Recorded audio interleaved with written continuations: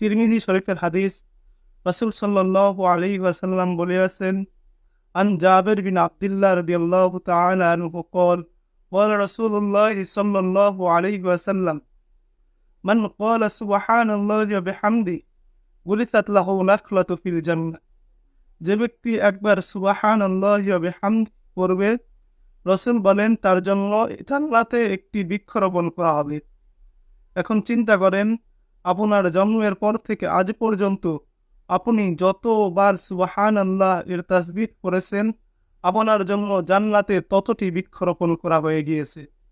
আপনি যদি আপনার জন্মের পর থেকে আজ পর্যন্ত ৫,০০০ বার সুবহানাল্লাহ এর তাসবিহ করেন, তাহলে আপনার জন্য জান্নাতে ৫,০০০টি বৃক্ষরোপণ করা হয়ে গিয়েছে।